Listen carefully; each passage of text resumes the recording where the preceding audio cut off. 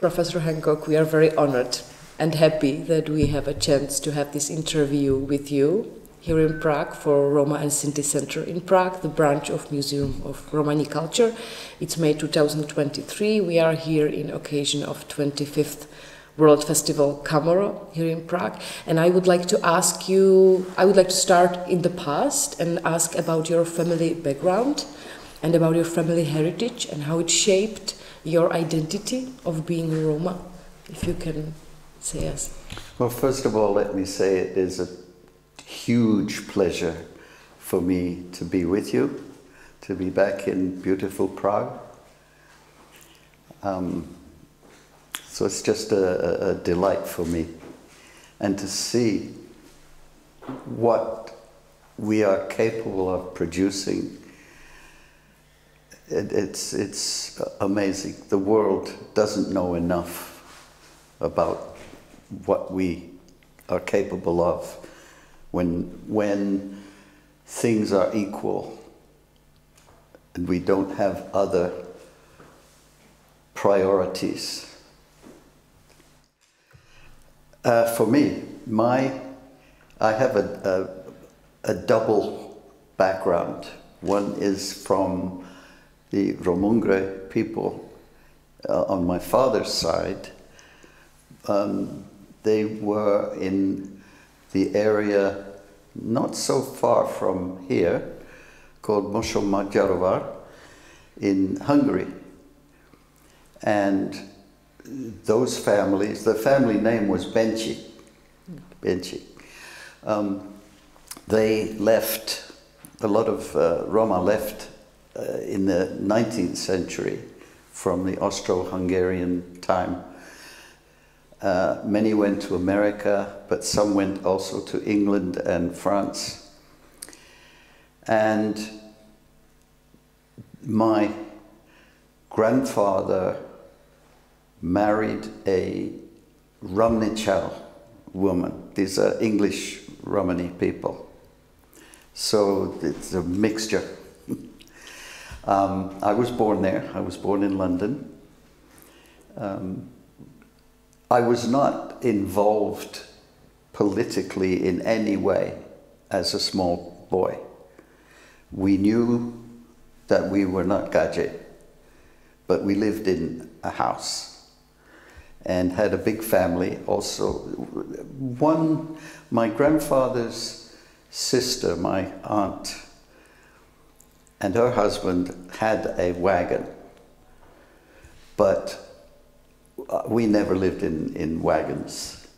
So when I was, let me see, this is in the 1960s, there was a news item in the newspaper about a Romani family who lived on the road, who had been pulled over to the side of the road by the police. They had stopped, and the police found them stopped and wanted them to move, because at that time in Britain, you were not allowed, if you were a Romani person, you could not just stop. You had to stay on a reservation that the government created, and there were very few for the whole of Britain.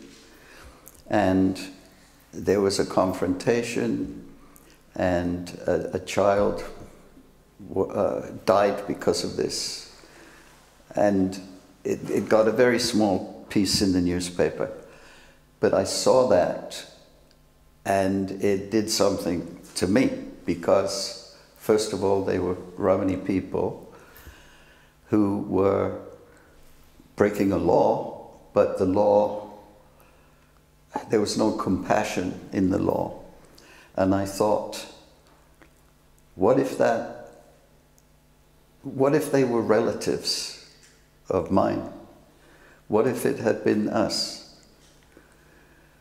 And I became so angry, but I didn't know what to do with my anger. So I looked in the London telephone directory, big 4 fat volumes, but I looked up gypsy. And there was the Gypsy Education Council with a telephone number. And I called the number and I was invited to meet them. And I met people who were involved internationally.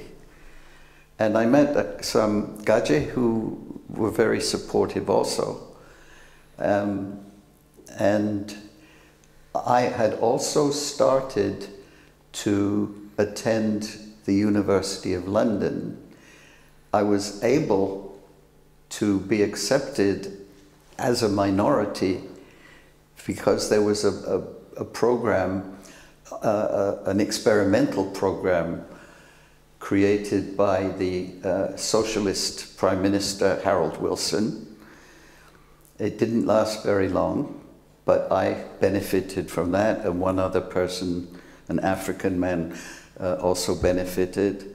And so I was able to get an education at London University and get a PhD.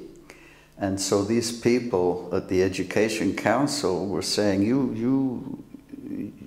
so few of our people have PhDs. You have to be involved. It's not a choice. You have an obligation as an educated, I say gypsy, that's what they said, to speak out.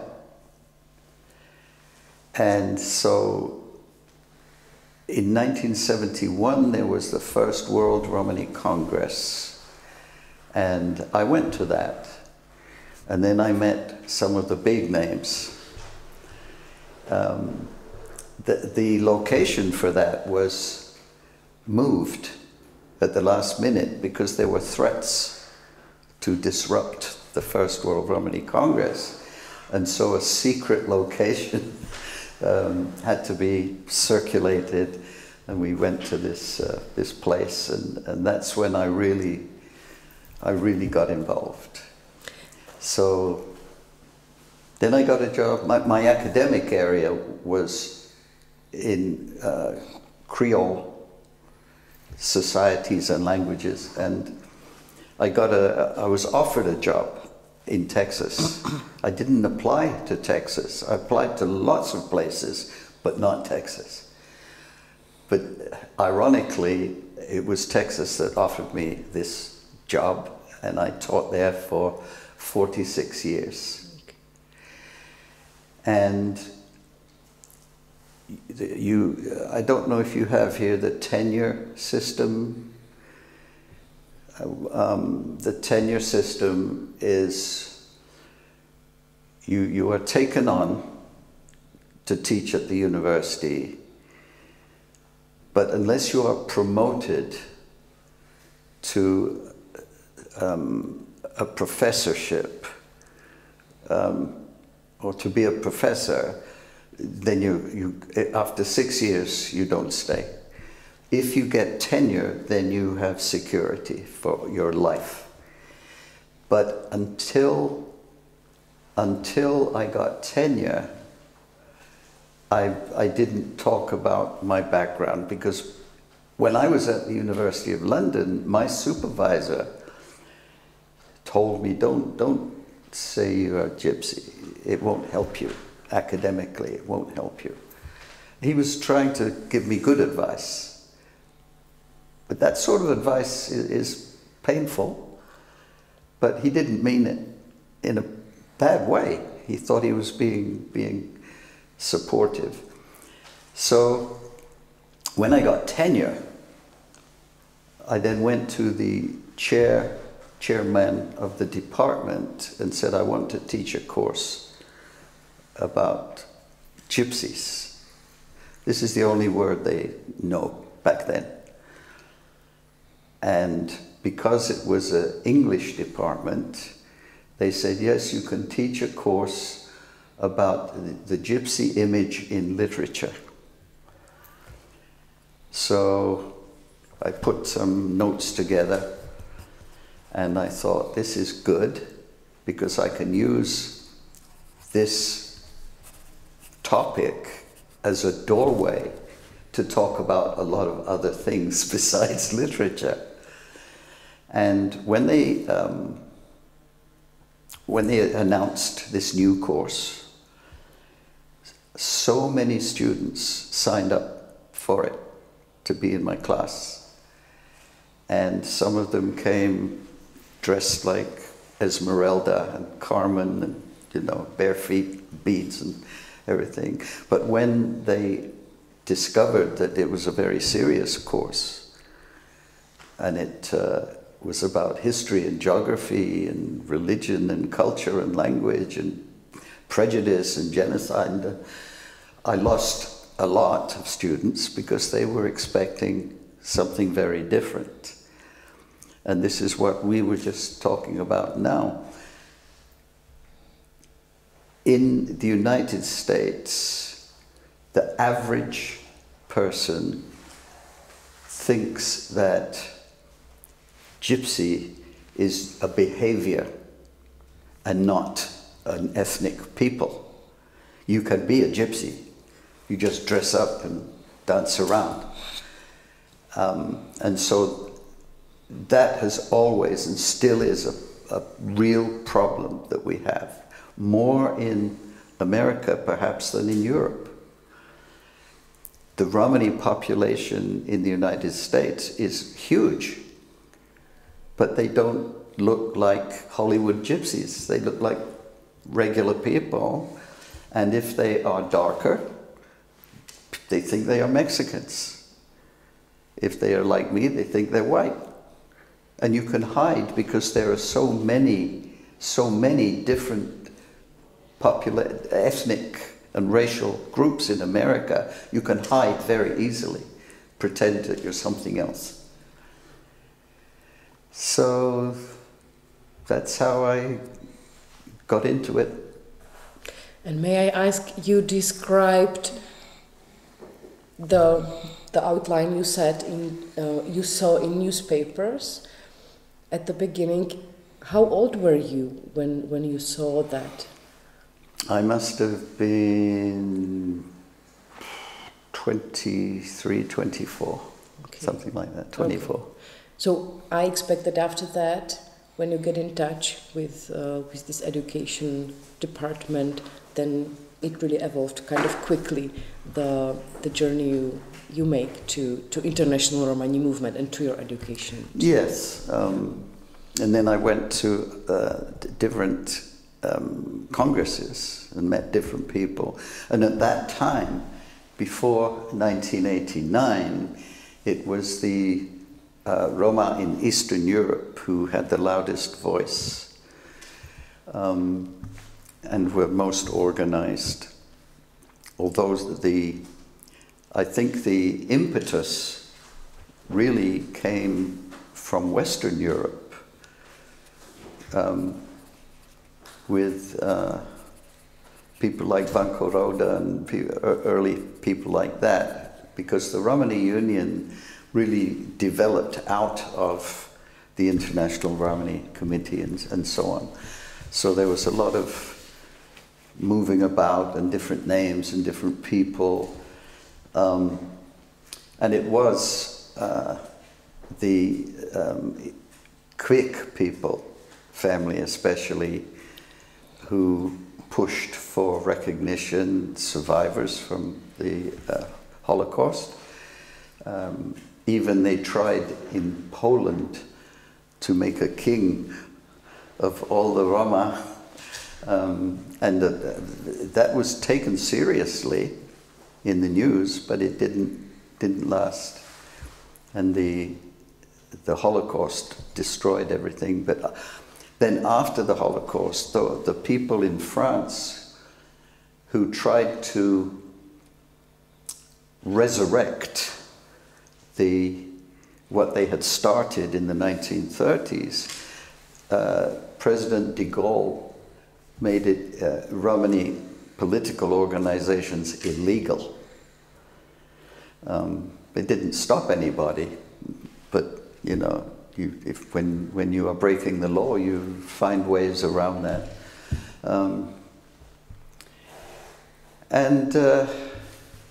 So much happened since then, but I was now in America, not in Europe. Although I would come to Europe as often as possible, but I wasn't directly involved. I became more involved with the North American situation, and tried very hard to educate the general public about who we really are. And the course that I started to teach, which still was full, the classroom was full every time. And as the years went by, the students became more serious, because with the revolution, Romani issues became part of the media coverage more.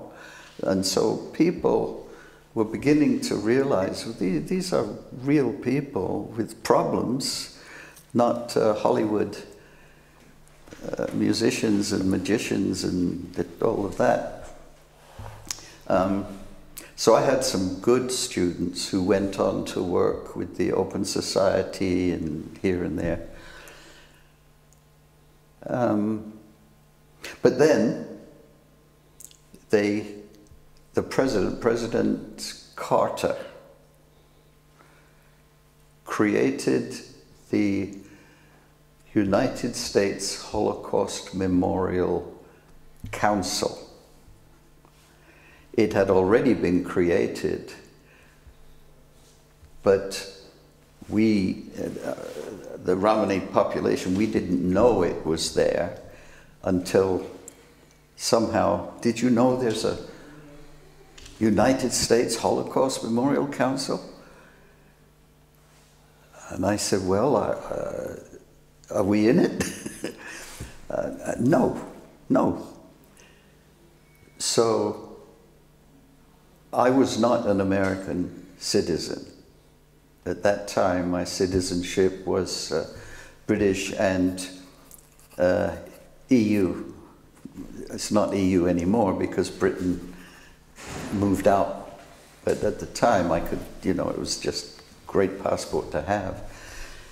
But I was not an American. And we complained that there was no representation of the Romani victims of genocide, because the statement when the Holocaust Memorial Council was created, the statement expressly said something like, to commemorate the most terrible thing that human beings can do to other human beings, which is genocide. And it's that word, genocide.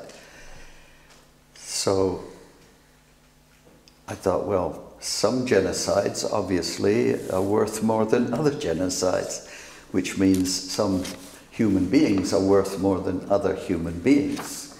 And this is wrong, especially since the United States Holocaust Memorial Council is a federal body supported by American taxpayers, including Romani American taxpayers. So we were supporting a body, a federal body, which didn't represent us, but they were happy to take our tax money. So there was a lot of activity. There was protest marches in Washington with the little Holocaust uniforms on, the concentration camp. And there was a senator who spoke up for us. And they looked around for somebody, and the only educated Romani man that they could find who was an American was a teacher, a music teacher from Minneapolis called William Dunya. He actually comes from the Bashalde Roma, from here. Duna, Gina, all those names over there. That is quite a big group, the Bashalde. Or they call themselves also Hungarian Slovak Roma. That's what they call themselves also. But he did not have any background about the genocide. And he couldn't talk about it. And also, he was treated very badly on the council. The council is 65 members. In terms of percentage, we lost about the same percentage of our total number in Europe, or in Nazi-controlled Europe, as the Jews did. So we should really have equal representation. But out of 65, there was just one. And some of those members had nothing to do with the Holocaust. There was an Armenian member because of the Armenian genocide. There was an African American member because of racism, but not a single Romani person. It was disgusting. And I started to write about this. I started to research, get the details, because the strongest weapon that we have is the truth. You cannot hide the truth. You know, there is a proverb in our language. It says, the man who is about to tell the truth must have his foot in the stirrup. You know what is stirrup? When you get on a horse, you put your foot in and climb on. Yeah. So if you're going to tell the truth, you better get ready to run. And really, by telling the truth, you get attacked. And I've been attacked all the time for speaking out. But the more that the details of the genocide become generally known, the more difficult it is for people to hide it, because it starts to make them look bad. And that's what's happening. So that's why I do a lot of writing in this area. I would like to ask you, when we were talking about the Holocaust, I found in literature that you are the one of the authors who started coining the term the poremos for Holocaust. Later in the literature I could see there are some disagreement, or somebody is trying to change or to use another term like Kalitrash or the Samudaripe. Would you like to more explain us what was for you the motivation of the word like the poremos? First of all, we need a word for it. Whatever the word is, we have to agree. Now there have been about 6 or 7 different words suggested for the genocide. Poremos, that word came up when I was in Romania some years ago. We were sitting in a birto talking about this. What's a good word? What's a good word? And somebody said poremos. Also, this word was in a dictionary, handwritten or a typed out dictionary by Ronald Lee from Toronto. And he got it from somebody called Russell Dimitro. So the word's been around quite a bit. I like the word because it means to wolf down, to devour in a hungry way. it also has a metaphorical meaning, which people object to, because it can also mean to violate a woman or rape.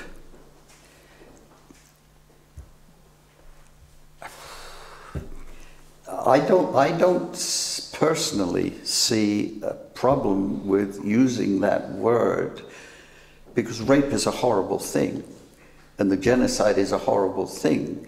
So when people are more worried about the possible interpretation of a word than they are about mass murder, then they don't know about the Holocaust.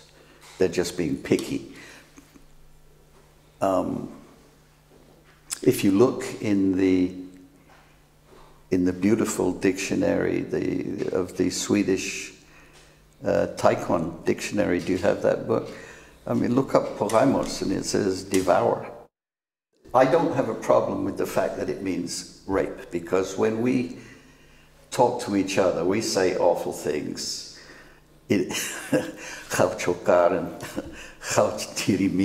Stuff like that, which is horrible and rude, but we say it all the time. So I think people who pick on this are just looking for something to pick on.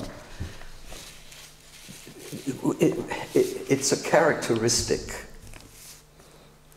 of us to argue with each other and disagree with each other. You know, if you have 3 Roma, you have 4 opinions. So it's like with our flag. When we had our flag, somebody in Dallas complained and said, I've made a much better flag. Look at my flag. Why do we use that flag? When William Duna was appointed, immediately a Kadrashman in Boston sent a telegram to the White House. Why did you choose him? Why didn't you choose me? He doesn't represent us. I represent. So this is Romani forma. That's how we are. That's how we are. So, and then a word like samudaripen, that is playing with the grammar. First of all, the person who invented that is a gajo, and you cannot say sa and stick it on the front. Grammatically, although it happens in some dialects, but in the traditional grammar, you have endings, but you don't have prefixes. The only prefix is bi, like bach, bibach. But to put sa in front is playing, it's like creating a funny alphabet. It's a hobby for Gaje to play with our language. Anyway, those are my thoughts about that word. Thank you very much. And when we speak about the Holocaust, I would like to ask how familiar you are with the Czech context, with the current situation, because Museum of Romani Culture was able to destroy the pig farm in Lety, and there's supposed to be a memorial in there which has started to be building now. So how familiar you are with that, and maybe what would you, and how do you see, what's your perspective from? Well, I don't know what the current situation is. I know the pig farm was stopped, removed, but I don't know what is there now. Is it what Roma want to be there? Are you satisfied with what the country is doing about Lety? Yeah, I would say that at this moment the memorial is like on the paper. Mm-hmm. It has to be start building, I think, in a few months. So the memorial will be there, and there were a lot of discussions about how it should look like, what should be there, what should not be included there. But I would say that museum really did its best to communicate it with the families of survivors, and that they were really involved within the whole process. So even though it's not easy to find, I would say, unity in terms of many details which are in there, I would say that museum really did its best to make sure that the memorial will reflect the ideas and opinions of Roma and of surviving families.